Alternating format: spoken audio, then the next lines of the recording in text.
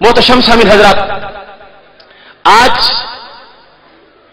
अकीदा तौहीद के लिहाज से मेयार तौहीद, मेयार उलूहियत को समझना बहुत लाजिम है। तौहीद का मजमून समझने के लिए तवज्जो करें। कुछ लोग आज तौहीद बयान करते हैं और ला इलाहा इल्लल्लाह का माना बयान करते हुए कहते हैं कोई 11वीं वाला नहीं, कोई 12वीं वाला नहीं, कोई मुश्किल नहीं, कोई दाता नहीं, कोई दस्तगीर नहीं, कोई गरीब नवाज नहीं। लफ्ज अल्लाह का यह तर्जमा लोगों को बताया जाता है। याद रखें, लफ्ज अल्लाह कुरान मजीद का वो लफ्ज है कि अल्लाह ताला के दीगर अस्मा में से कोई इस्म शरीफ भी इसका पूरा माना नहीं दे सकता। जिसने रहमान कहा उसने एक सिफ्त को बयान किया, जिसने रहीम कहा उसने भी एक सिफ्त को बयान किया, और जिसने या अल्लाह कहा उसने बजक वक्त अल्लाह की करोड़ों सिफात को बयान कर दिया। उलूहियत क्या है उसके लिहाज से कोई लोग कहने लगे इलाह का माना होता है मददगार होना, इलाह का माना होता है मुश्किल कुशा होना, इलाह का माना होता है हाजत रवा होना।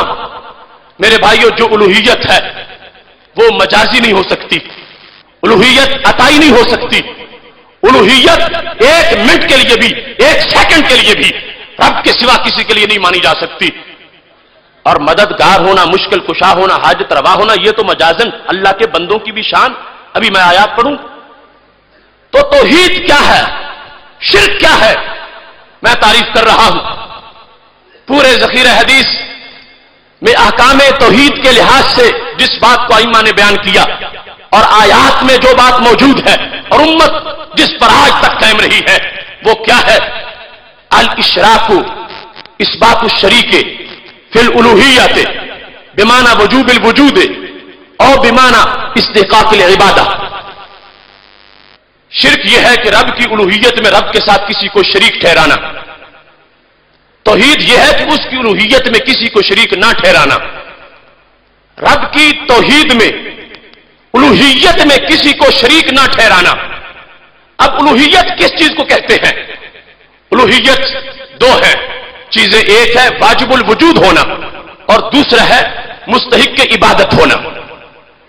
अल्लाह के सिवा कोई वाजिबुल वजूद नहीं है और रब्बे जुल जलाल के सिवा कोई मुस्तहिक के इबादत नहीं है। वाजिबुल वजूद होने का मतलब भी अपने ज़हन में रखिए और मुस्तहिक के इबादत होने का मतलब भी अपने ज़हन में रखिए।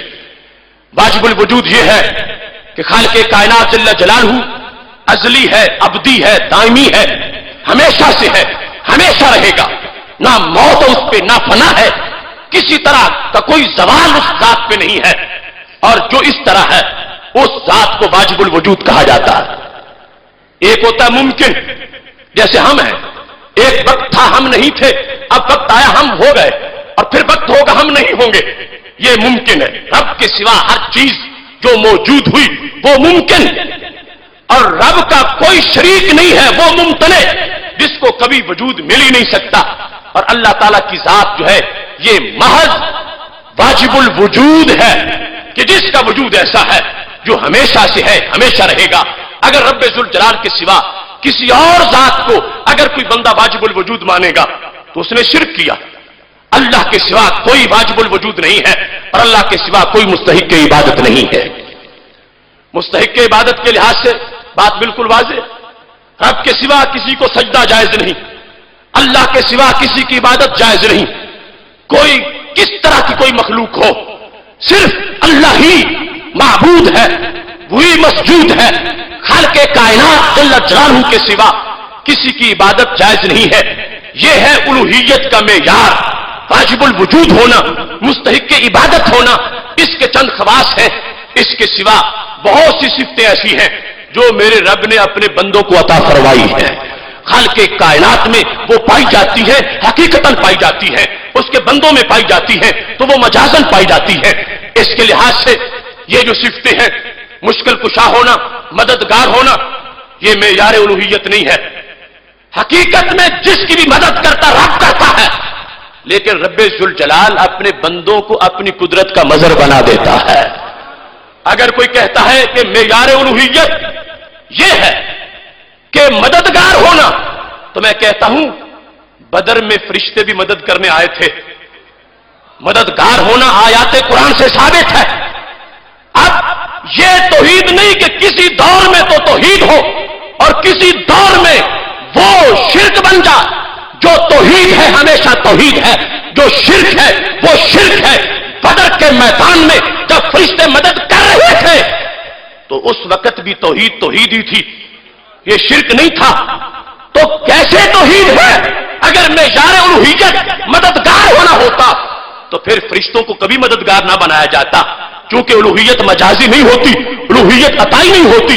اگر فرشتے بدر میں مددگار بن جائیں اور یہ قرآنی فیصلہ ہو اسے شرک نہ کہا جائے تو پھر ماننا پڑے گا اللہ کا کوئی بندہ اللہ کی اذن سے اگر مددگار ہے تو یہ قرآن کا فیصلہ ہے، لوگوں کا گھڑا ہوا دین نہیں ہے. اس سلسلہ میں یہ بات ذہن میں رکھیں، میرے رب کی ذات میں بھی کوئی شریک نہیں ہے اور میرے رب کی صفات میں بھی کوئی شریک نہیں ہے. شاید کوئی سوچ رہا ہو تم تو کہتے ہو اللہ بھی مشکل کشا ہے، اللہ تعالیٰ کے نبی علیہ السلام بھی مشکل کشا ہے، تم رب کو بھی مانتے ہو، تم داتا صاحب کو بھی داتا کہتے ہو. تو میں یہ بتانا چاہتا ہوں، یہی وضاحت کرنے تو ہم بیٹھے ہیں، میرے رب کی ذات میں بھی کوئی شریک نہیں اور اس کی صفات میں بھی کوئی شریک نہیں. دیکھنا ہے اس کی صفتیں ہیں کیسی اور اس کے بندوں کی صفتیں کیسی ہیں. میرا رب غیب جانتا ہے، اس کو یہ غیب کسی نے بتایا نہیں، وہ خود جانتا ہے. اور میرے نبی علیہ السلام جانتے ہیں تو رب کے دینے سے جانتے ہیں. شرک تب بنے گا جب رب کی صفتیں یا تو معاذ اللہ عطائی مان لی جائیں تو پھر رب کے محبوبوں کی بھی عطائی، رب کی بھی عطائی تو ایک جیسی بن گئی. یا جیسے رب کی ذاتی ہے ایسے رب کے بندوں کی بھی ذاتی مان لی جائے تو پھر بھی مشارکت ہو گئی، اشتراک ہو گیا. قربان جاؤں والے سنت تمہارے عقیدے پہ ان پڑھ سے ان پڑھ بندے سے بھی پوچھ لو کہ تم جو مانتے ہو تو اس کا مطلب کیا ہے؟ وہ کہے گا رب دیتا ہے، کسی سے لے کے نہیں دیتا، خود دیتا ہے. داتا صاحب رب کا دیا ہوا دیتے ہیں. رب دیتا ہے، کسی سے پوچھ کے نہیں دیتا. رب کے بندے رب کے اذن کے بغیر پتہ بھی نہیں ہلا سکتے. رب کی توفیق سے جو کچھ کرنے والے ہیں.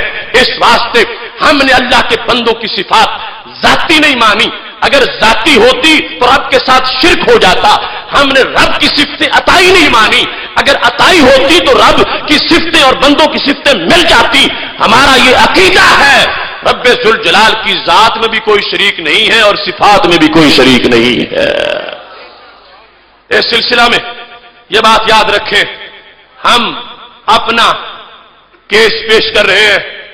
ہم نے غلو نہیں کیا، ہم نے کسی بندے کو معبود نہیں بنایا، ہم نے کسی بندے کی عبادت کا عقیدہ نہیں رکھا، ہم نے کسی بندے کو اتنا بڑھا کے کہ معبود قرار دے دیا جائے ایسا جرم ہم نے نہیں کیا. لیکن دوسری کمپنی سوچے کہ انہوں نے رب ذوالجلال کی شان کو کھینچ کے معاذ اللہ کوشش کی، کر نہیں سکتے، لیکن بندوں کے ساتھ ملانے کی کوشش کی اور معیار الوہیت وہ بیان کیا جو شان رب نے بندوں کو بھی عطا فرمائی ہے. صرف یہ ثابت کرنے کے لیے ان لوگوں نے دھندا کیا کہ ہم دنیا کو دکھا سکے دیکھو یہ شرک ہو گیا ہے. رب کی شان کی تنقیص کر کے بندوں کے ساتھ ملا کر انجینئرڈ شرک ثابت کرنے کے لیے دھندا کیا جاتا رہا. آج ہم بتانا چاہتے ہیں ہم نے جرم نہیں کیا، جرم کرنے والوں نے کیا ہے. ہم اس رب کو مانتے ہیں، وہ رب عظیم رب کہ جس رب کے بندے بھی اس کی عطا سے مشکل کشا ہوتے ہیں.